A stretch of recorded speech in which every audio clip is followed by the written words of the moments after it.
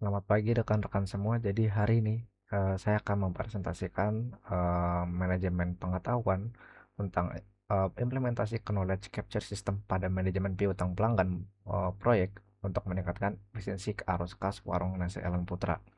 Nah, jadi latar belakang dan riset kita itu adalah yang pertama adalah filling manajemen tradisionalnya.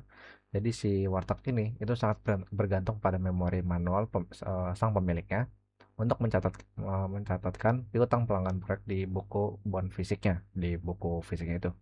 Lalu kedua itu adalah bahaya corporate amnesia. Jadi ada resiko tinggi data piutangnya hilang secara permanen apabila buku fisiknya itu basah, robek, kotor, ataupun tersalip di area dapur. Lalu ketiga itu ada overload kognitif pemilik. Jadi pemiliknya itu harus mencari lembaran satu demi satu dan menghitung manual dengan kalkulator fisik saat pelanggan melakukan pelunasan. Lalu terakhir itu ada ketidakpastian arus kas. Jadi dari arus kas ini tidak ada proyeksi modal belanja harian yang akurat ke pasar, sehingga mengganggu rantai pasok bahan makanannya. Lalu di rumus masalah dan tujuannya, rumusan masalah itu adalah yang pertama tuh bagaimana mekanisme knowledge capture yang ideal untuk mentransformasi catatan manual yang awalnya berserakan menjadi database digital terstruktur. Lalu kedua itu seberapa besar tingkat efisiensi waktu operasional kasir yang biasakan melalui otomatisasi pencatatan piutang pelanggan proyeknya. Lalu ketiga tuh ada bagaimana peningkatan akurasi data piutang digital mampu mendukung stabilitas pengambilan keputusan belanja modal harian pemilik. Lalu tujuan penelitian kita itu adalah yang pertama tentunya adalah mengimplementasikan proses externalization. Jadi ada konversi dari tacit ke eksplisit melalui perancangan sistem penangkapan data piutang yang adaptif. Lalu kedua, mengevaluasi efektivitas infrastruktur teknologi informasi dalam merampingkan alur operasional administratif harian. Yang terakhir tuh kita tentu saja mewujudkan sistem rekapitulasi data otomatis dari proses combination ini guna untuk mengamalkan stabilitas cash flow-nya bisnis warungnya ini. Nah, dari teori-teori ini pertama tuh ada hierarki dik. Jadi transformasi dari data mentah menjadi informasi berkonteks hingga diinternalisasi menjadi pengetahuan taktis penagihan utang piutang usaha. Lalu kedua itu ada pengetahuan tacit, keahlian personal yang tersimpan dalam ingatan dan insting pemilik, meliputi taksir belanja bahan masakan harian, resep turun-temurun, serta pemetaan integritas pelanggan proyek. Lalu yang ketiga itu ada pengetahuan eksplisit, jadi pengetahuan-pengetahuan yang terdokumentasi dalam media fisik maupun digital. Contohnya adalah kertas bond atau buku catatan transaksi, namun kondisinya saat ini belum terstruktur dengan baik. Nah, dalam model Sechi dan knowledge capture ya, kita fokus pada model apa melakukan pembatasan fokus model Sechi-nya, yaitu adalah untuk mempertajam kedalaman analisis riset dan menyesuaikan dengan skala usaha mikro. Nah, studi ini sengaja membatasi ruang lingkup pada dua tahapan utama konversi pengetahuan. Yang pertama itu adalah externalization, yaitu mengubah memori ingatan pemilik menjadi data digital struktur. Lalu kedua ada kombinasi dari catatan piutang harian menjadi laporan rekapan bulanan otomatis. Lalu ada fungsinya knowledge capture system. Itulah sistem ini dirancang dengan tujuan utama untuk menangkap pengetahuan yang tak terstruktur yang tersebar di pikiran individu. Nah, sistem ini juga menjadi knowledge reservoir organisasi guna untuk memastikan keberlangsungan informasi vital tetap terjaga dengan aman meskipun pemilik sudah pensiun ataupun berhalangan hadir. Nah, di sini ada alur-alur penelitian dan metodologi. Yang pertama kita melakukan pendekatan studi menggunakan kualitatif deskriptif untuk mengeksplorasi kendalanya apa dan administratifnya secara alami di lapangan. Lalu kedua kita melakukan wawancara dalam semi terstruktur bersama pemilik warungnya selaku knowledge holder utama operasional hariannya. Lalu ketiga ada observasi fisik. Jadi kita melakukan pengamatan langsung terhadap cara kasir melayani transaksi, penulisan di buku bermanual, hingga menjadi penghitungan hariannya.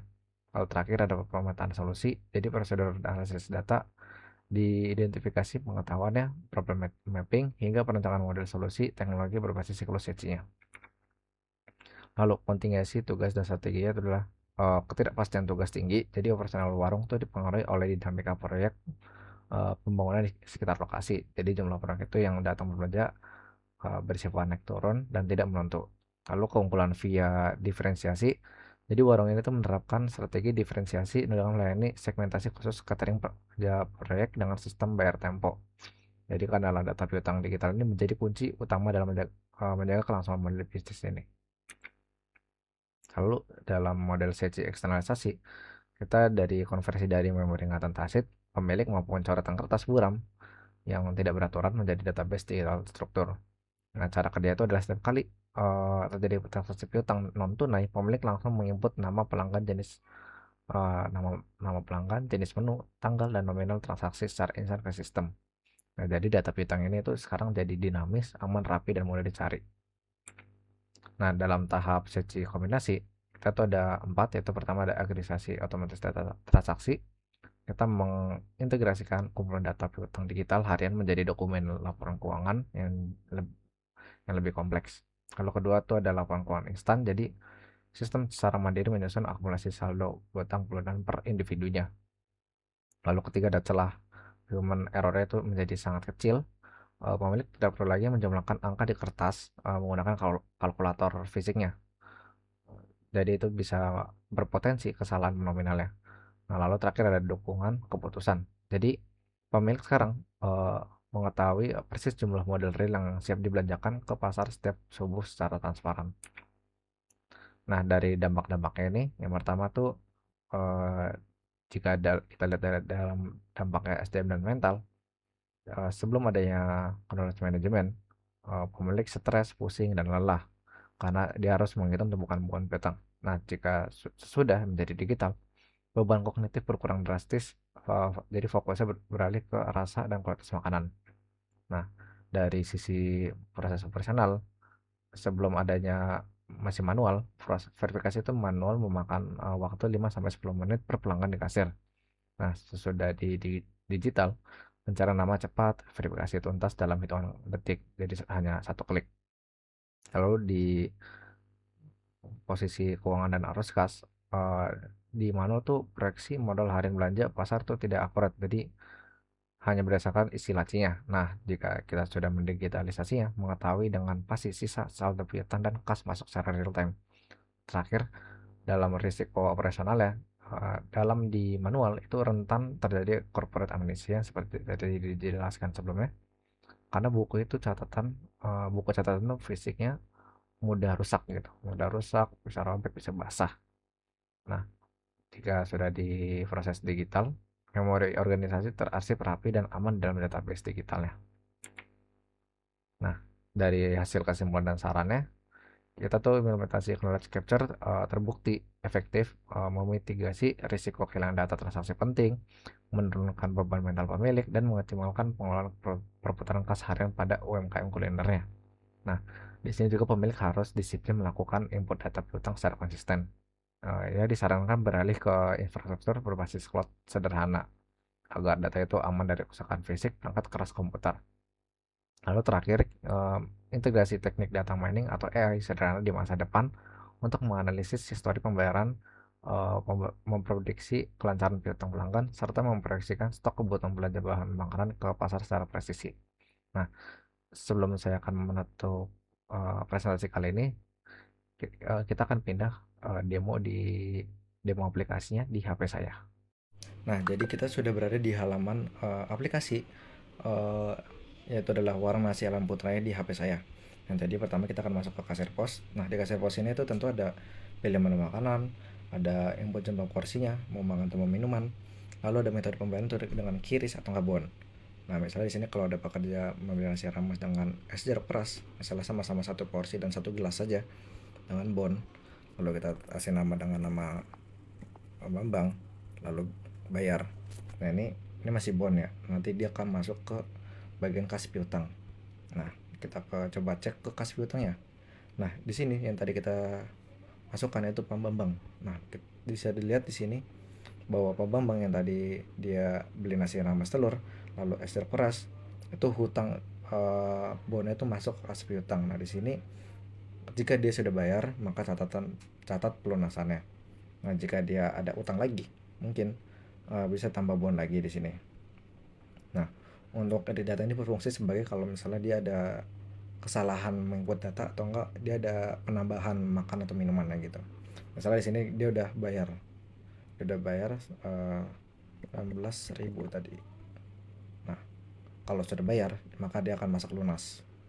Begitu juga di sini ada mandor baru, bisa menambah mandor baru. Misalnya nama mandornya apa gitu dan role jenisnya pekerjaannya apa. Lalu di sini bisa menambahkan data anak buahnya misalnya kalau mandor itu. Nah, contohnya ada di sini. Misalnya kalau Fahri tukang kayu dan ini anak-anak buahnya dan ada nomor teleponnya juga dari anak-anak buahnya. Nah, setiap role itu mempunyai dikelompokin jadi satu gitu. Misalnya kalau kelompok kayu maka di kelompok kayu, jika dia kelompok tukang kayu maka di kelompok tukang kayu. Misalnya tadi kan yang Bon itu tadi si Pak Bambang itu individu, maka dia akan dimasukin ke dalam kelompok mandor lainnya gitu. Nah, selanjutnya kita akan melihat di catering.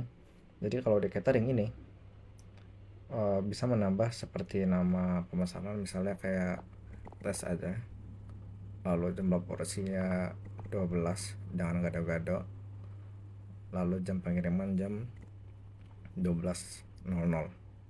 Nah, nanti jam 12 ini tuh akan merimain dari HP. Misalnya kalau udah jam 12 itu nanti HP akan bunyi gitu. Nah, misalnya data udah siap dan terkirim gitu. Dan kita akan hapus saja datanya.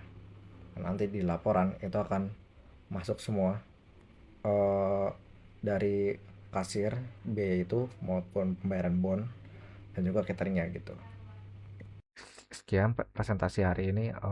Terima kasih.